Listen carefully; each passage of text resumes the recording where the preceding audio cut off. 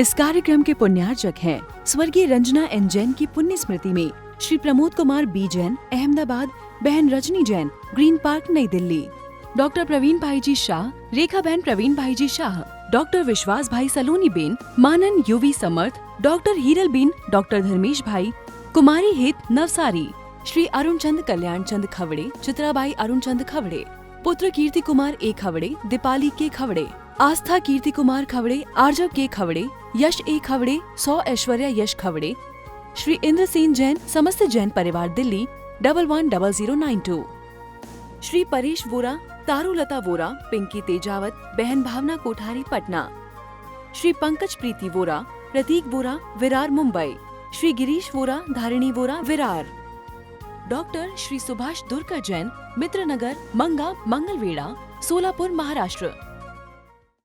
मंगलम पंच परमेष्टि, मंगलम तीर्थंकरम, मंगलम विश्वजिन्धर्मम, मंगलम वीरशासनम, मंगलम वीरशासनम, वंदितो सव्यसिद्धे ध्रुवमचलमणोभवं गतिं पाते, वोक्षामि समय पाहुड मृणमो सुद केवली भरिदम। समय सार परम मांगलिक ग्रंथ है। आचार्य भगवान कुंदकुंद देव द्वारा यह प्रस्तुत किया गया है। भगवान महावीर की वाणी को उन्होंने प्राकृत भाषा में अमृतचंद स्वामी की टीका के अनुसार 415 गाथाओं में इसको प्रस्तुत किया है।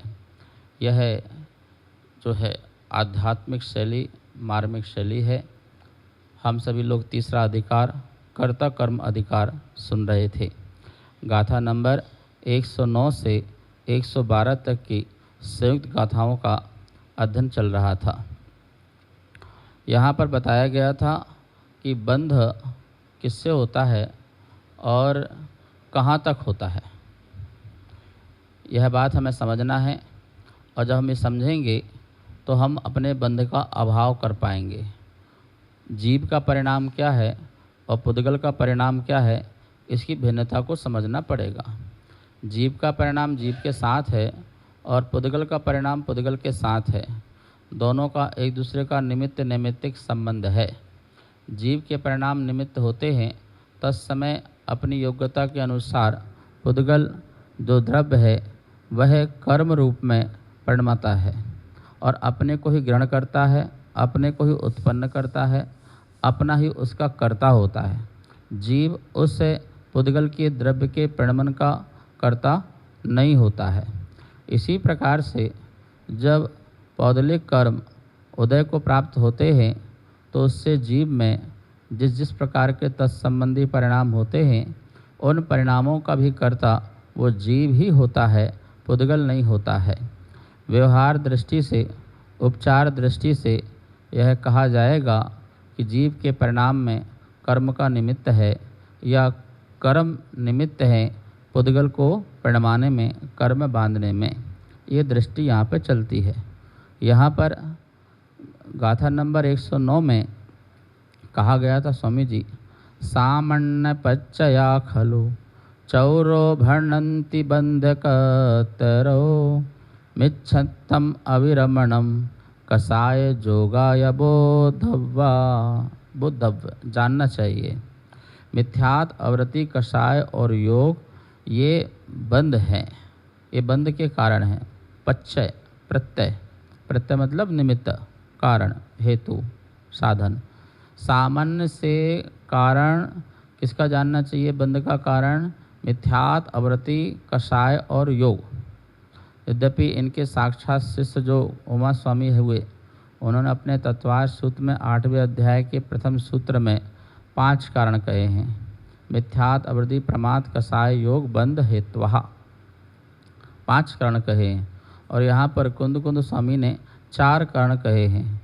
ठीक है, प्रमाद को जो है उन्होंने समाविष्ट कर लिया होगा कषायों में, और इस कारण क्या बोलते कि उसको 4 कारण ही उन्होंने कहे हैं। ये चारों कारण अपन को क्रम से समझना है कि ये कहाँ कहाँ तक पाए जाते हैं। जैसे मिथ्यात्व है, अपन पांचों लगा लें कारण समझने के लिए। मिथ्यात्व जो है वो पहले गुण स्थान तक ही बंध का कारण है। जो अभव्य जीव हैं, बहिरात्मा हैं, मिथ्या दृष्टि है, जिनके वस्तु व्यवस्था को जिन्होंने समझा नहीं है, निर्णय नहीं किया है, भ्रम बुद्धि है और आग्रह, दुराग्रह, हठाग्रह आदि का परिणाम रखते हैं, ऐसा ही है। इसी प्रकार से एकांत से मिथ्या किसी भी चीज़ को मान लेते हैं, गृहीत और या अगृहीत के भाव से जो है अपने अंदर कुछ न कुछ मिथ्या परिणाम रखे हुए हैं। गृहीत से किसी दूसरे के कहने से कुछ भी अथवा तद्वा कहा और उसे ग्रहण कर लिया, अथवा अनादि से मैंने अपने अंदर जो गलत धारणा बना रखी है वो अगृहीत रूप से वही चला आ रहा है, उसमें मुझे किसी का उपदेश नहीं चाहिए और ना ही कोई उपदेश की आवश्यकता है, पर अनादि से वो धारणा गलत बैठी हुई है। जो पंच समवायों को नहीं समझ पाता है वो उसकी इस प्रकार की व्यवस्था बन जाती है।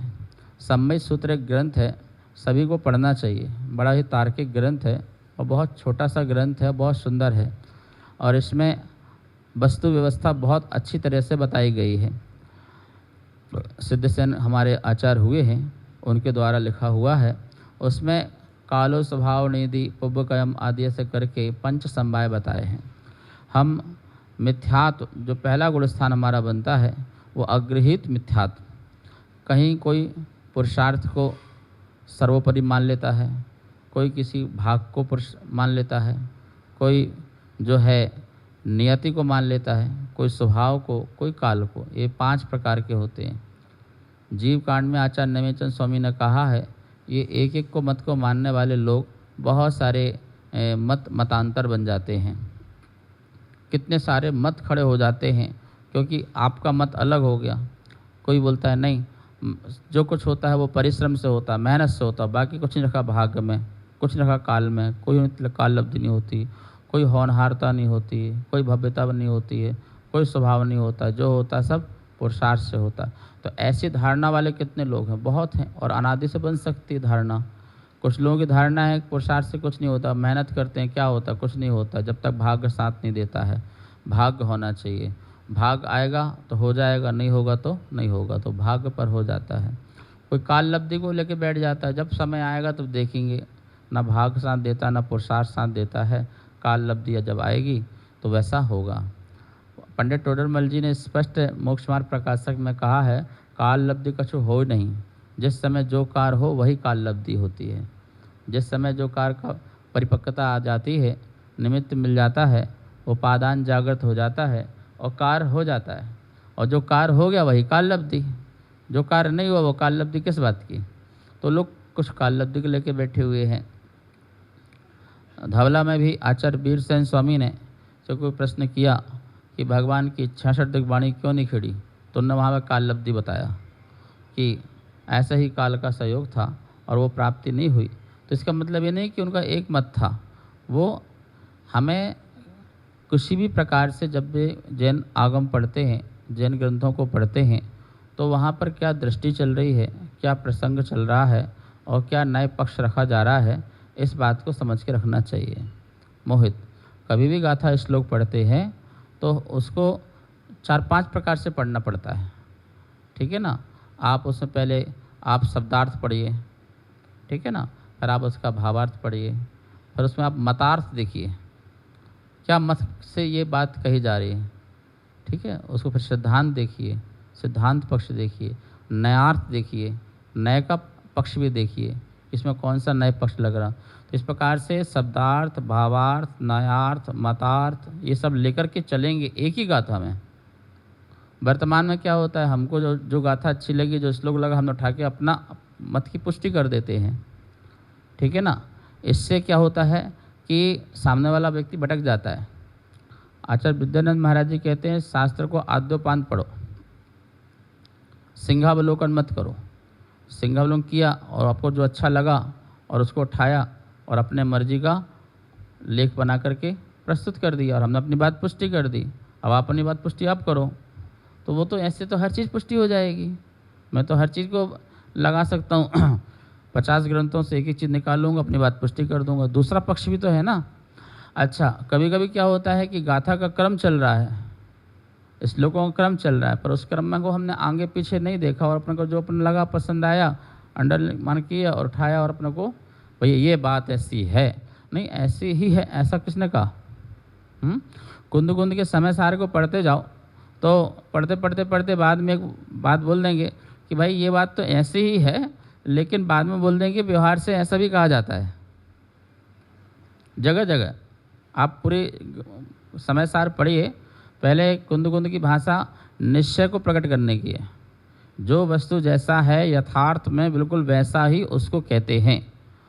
तो फिर वो उनको लगता है कि शिष्य के मन में प्रश्न आ जाएगा तो बाद में वो खुलासा कर देते हैं कि इसको व्यवहार से ऐसा भी बोला जाता है, व्यवहार से ऐसा भी समझना कि ऐसा भी है।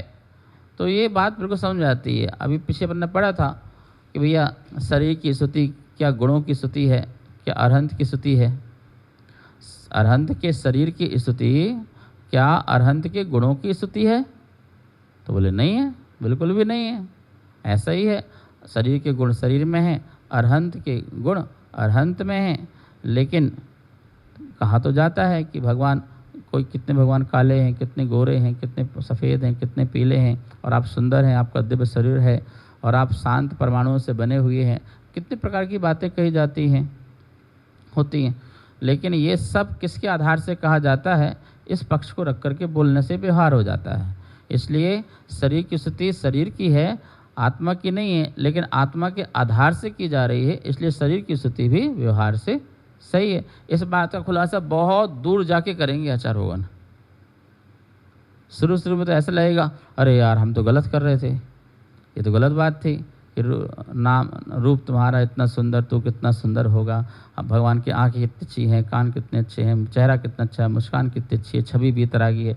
ये सब हम बोलते रहे तो हमको लगेगा ये तुम तो गलत कर रहे थे। और लास्ट में कुंद कुंद स्वामी अपना जजमेंट बिल्कुल स्यादबाज शैली से कहते हुए आगे निकल जाएंगे कि व्यवहार से शरीर की स्तुति भी आत्मा की स्तुति होती है ना। क्या शैली है? जो पक्ष है सही है उसको रखना है, यथार्थ को तो रखना है, लेकिन जो अभूतार्थ है वो भूतार्थ की दृष्टि से कहा जाए तो अभूतार्थ भी सत्य हो जाता है। अभूतार्थ मात्र अभूतार्थ रहे तो वो असत्यार्थ ही रहेगा, लेकिन भूतार्थ को रख कर के अभूतार्थ कहा जाए, अपनी दृष्टि को भूतार्थ में रखो और अभूतार्थ के गुणगान गाओ तो कहीं कोई बाधा ही नहीं है, कहीं कोई दिक्कत ही नहीं है। क्योंकि व्यवहार जो है वो निश्चय की सिद्धि के लिए है, उसकी सिद्धि के लिए, ठीक है ना। तो ये बात यहाँ पर समझना चाहिए।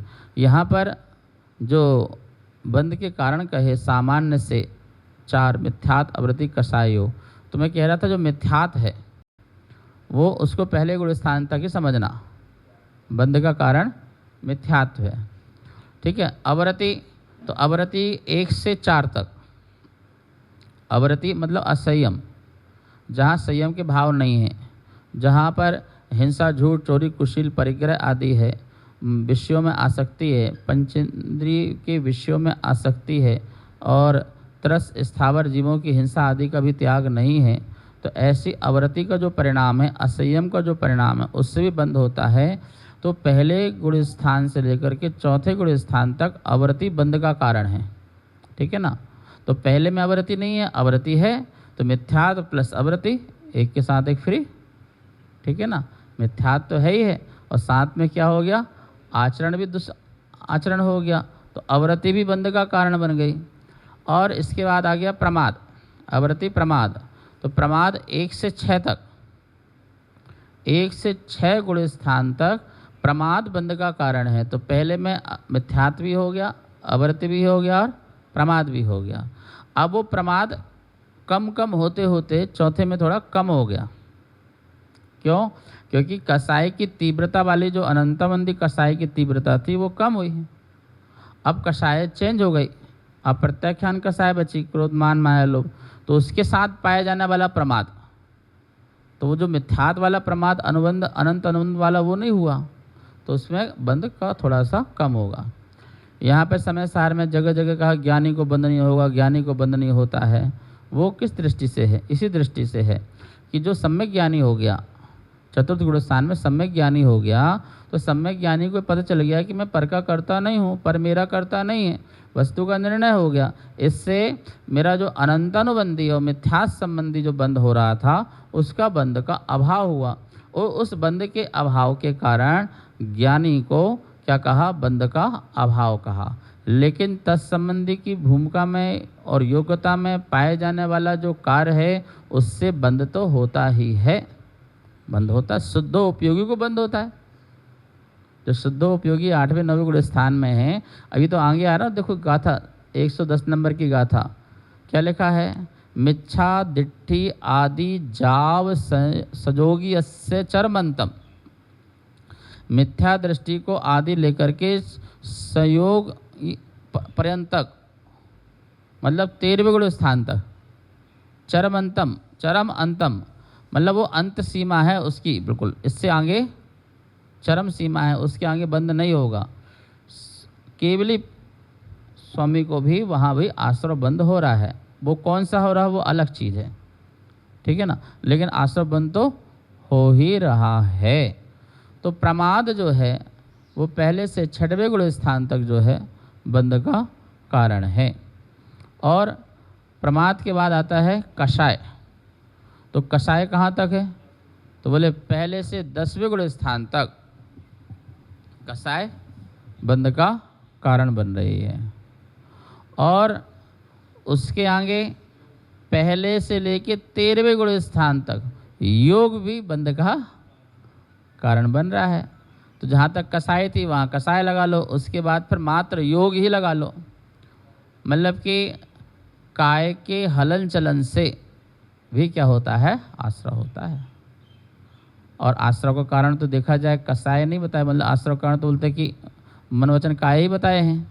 काय वांग मना कर्म योगा सह आश्रवा सूत्र है ना, तो सूत्र तत्वार सूत्र में 6वें अध्याय में काय वांग मना कर्म योगा सह आश्रवा, मन वचन काय की जो प्रवृत्ति है उससे आश्रय होता है। और उसमें जब कषाय लगती है, कषाय के परिणाम जाते हैं तो बंद होता है। और जितने कषाय की परिणाम हैं उसकी स्थिति पड़ती है, उसका अनुभाग पड़ता है, कब तक ठहरेंगे कर्म और कितना फल देंगे, वो उसी समय उसकी निश्चय रचना बन जाती है। तो ये बात चल रही है कि तेसिम पुणो भी इमुम भड़िंदो भेदो तो 13 व्यप्पो। बोले बंध के 13 प्रकार के आपको भेद समझना चाहिए। हमने मिथ्यात्व प्रवृत्ति कषाय योग तो बोल दिया, लेकिन ये 13 मतलब 13 गुण स्थान कौन से? मिथ्या दिट्ठी आदि जाओ संयोगी चरमंतम। मिथ्या दृष्टि से लेकर के 13वें गुण स्थान तक क्या हो रहा है? बंद। तो इसका जो परिणामी है वो पुद्गल ही है। कौन है? पुद्गल है। 14 गुण स्थान जो है वो संसार है भैया, मोक्ष नहीं है, वो संसार है क्योंकि कर्म है। और यहाँ कह रहे हैं कि पुद्गल ही का ही परिणाम है। 14 गुण स्थान किसका परिणाम है? पुद्गल का परिणाम है। क्यों? पुद्गल के परिणाम से ही, पुद्गल के उदय से, उसके सत्व से, उसकी जो है बंध से उसका परिणाम पड़ता है। पुद्गल का कर्म का बंध बंधा, उदय में आया, फल दिया, सत्व रखा हुआ है, सत्ता में रखा हुआ है, इन सब का परिणाम है। गुण स्थान मतलब पर्याय स्थान। गुण स्थान मतलब क्या है?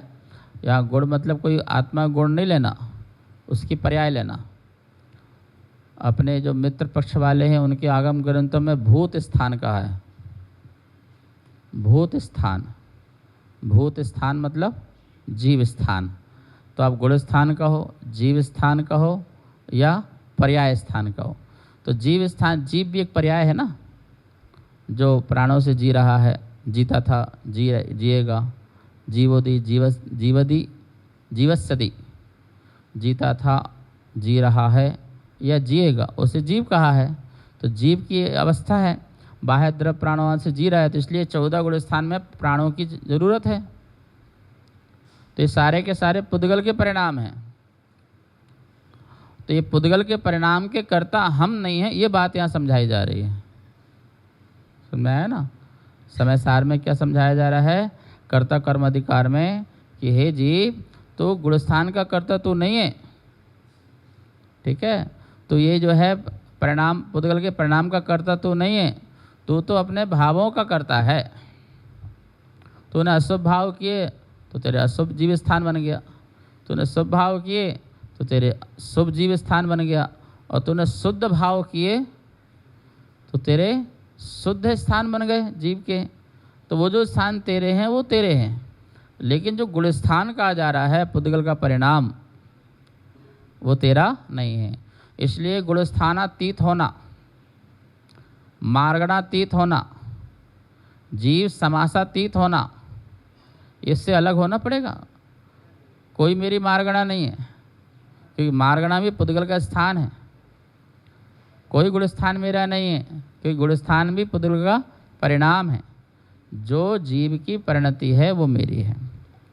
अब देखो क्या कह रहे हैं, एदे अचेदना खलु पुग्गल कमुदय संभवा जमहा तेजदि करन्ति कम्मम नवितेसिम वेदगो आदा। पुद्गल कर्म के उदय से हुए कर्म को करते हैं यदि, तो उनका भोक्ता भी ना आदा आत्मा नहीं होता है, क्योंकि गुण सन्निधा, गुण नाम वाले एदे पच्चया ये प्रत्यय कम्मम कुम्बंदी कर्म को करते हैं। अपन बोलते हैं कर्ता सो भोक्ता।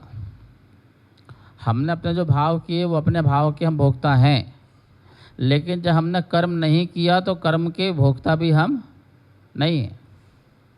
कर्म ने नहीं किया, कर्म को कौन परिणमा सकता है? हम तो नहीं परिणमा सकते हैं, क्योंकि कर्म का परिणमन तो कर्म के द्वारा ही हुआ है, पुद्गल के द्वारा हुआ है, तो उसको भोगेगा कौन? ठीक है ना?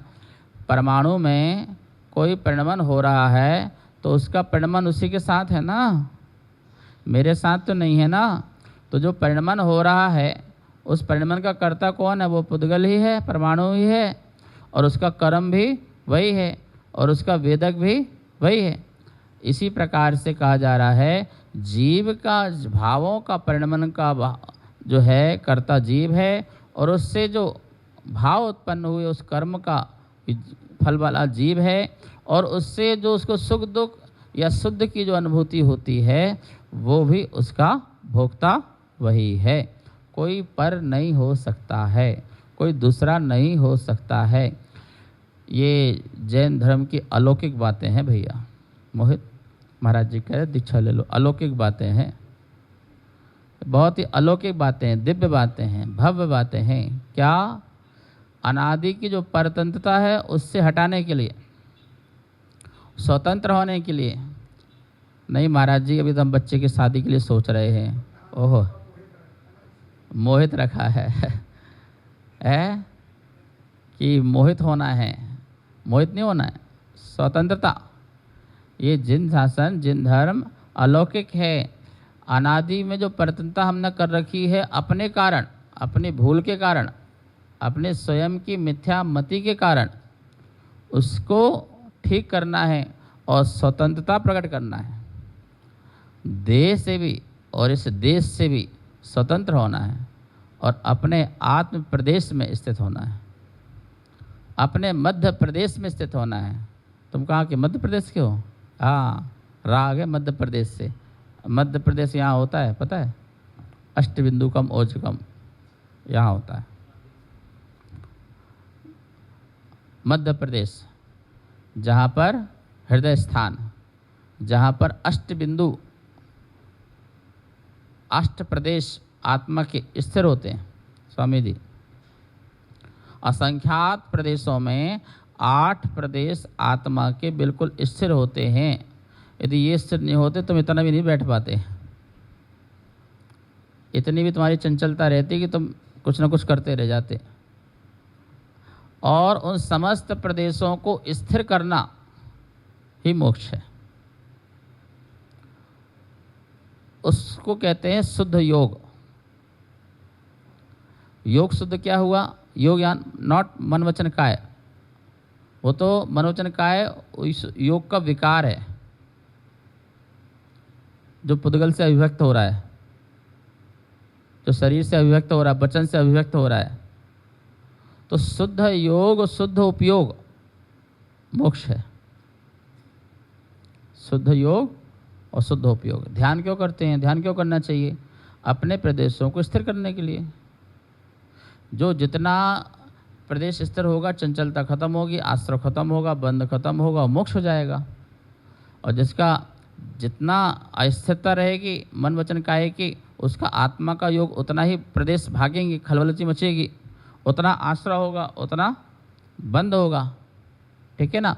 तो उपयोग को शुद्ध करना, ज्ञान से उपयोग को शुद्ध करना, ज्ञान दर्शन दोनों उपयोग को शुद्ध करना, और शुभ परिणाम करना, शुभोपयोग करना, शुद्ध उपयोग करना, इन सब से तुम्हारी जो है आत्मा शुद्ध होगी। तो स्वतंत्रता का ज्ञान ले लो, पर में फंसने का ज्ञान नहीं लेना। पर के परिणाम, पर के भाव मेरे भाव नहीं हैं, मैं पर के लिए नहीं हूँ, मैं स्व के लिए हूँ। इसलिए पर को जानना इसलिए जानना क्योंकि स्व को जानना है। पर को सही सही जान लिया तो स्व भी सही सही जानने में आ जाएगा। आचार्य विद्यानाथ जी 4 लाइन बोलते थे, पर को अपना मान बैठा, खुद को पहचाना नहीं, भूल है ये आपकी, आपको जाना नहीं।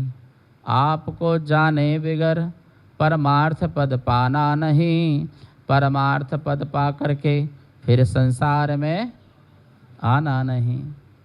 परमार्थ पा लिया, फिर संसार में क्या आना? तो कह रहे हैं कि भाई उसके वेदक भी तुम नहीं हो। यदि करेंति कम्मम ना तेसिम वेदगो आधा। जब आप कर्म के कर्ता नहीं हो तो उसके तुम वेदक भी कैसे हो सकते हो? गुण सन्निधादु एदे कम्मम कुम्बंती पच्चया जमहा तमहा जीवोत्त गुणा या कुब्बंती कम्माणी। तमा इस कारण जीव तो कर्म का कर्ता नहीं है, और गुणा ये गुण ही कुब्बंती कम्माणी कर्मों को करते हैं। सभी द्रव्य अपने अपने जो गुणों से संपन्न होते हैं, और वो अपने अपने गुणों में ही जो विकार होता है वही उसकी विकार का कर्ता होता है। ठीक है? तो इन सब बातों को समझें और शेष विषय कल देखेंगे। जा वाणी के ज्ञान से सूझे लोकालो, सो वाणी मस्तक धरूं सदा देत हो धो। हे जिन वाणी भारती तो है जपो दिन रेन, जो तेरी सरना धरे सो पावे सुख चैन। इस कार्यक्रम के पुण्यार्चक थे स्वर्गीय रंजना एन जैन की पुण्य स्मृति में श्री प्रमोद कुमार बी जैन, अहमदाबाद, बहन रजनी जैन, ग्रीन पार्क, नई दिल्ली, डॉक्टर प्रवीण भाई जी शाह, रेखा बहन प्रवीण भाई जी शाह, डॉक्टर विश्वास भाई सलोनी बेन, मानन यूवी समर्थ, डॉक्टर हीरल बेन, डॉक्टर धर्मेश भाई, कुमारी हित नवसारी, श्री अरुण चंद कल्याण चंद खवड़े, चित्राबाई अरुण चंद खवड़े, पुत्र कीर्ति कुमार ए खवड़े, दीपाली के खवड़े, आस्था कीर्ति कुमार खवड़े, आर्जव के खवड़े, यश ए खवड़े, 100 ऐश्वर्या यश खवड़े, श्री इंद्र सेन जैन, समस्त जैन परिवार दिल्ली 110092, श्री परेश वोरा, तारुलता वोरा, पिंकी तेजावत, बहन भावना कोठारी पटना, श्री पंकज प्रीति वोरा, प्रतीक वोरा, विरार मुंबई, श्री गिरीश वोरा, धारिणी वोरा, विरार, डॉक्टर श्री सुभाष दुर्कर जैन, मित्रनगर, मंगा, मंगलवेड़ा, सोलापुर, महाराष्ट्र।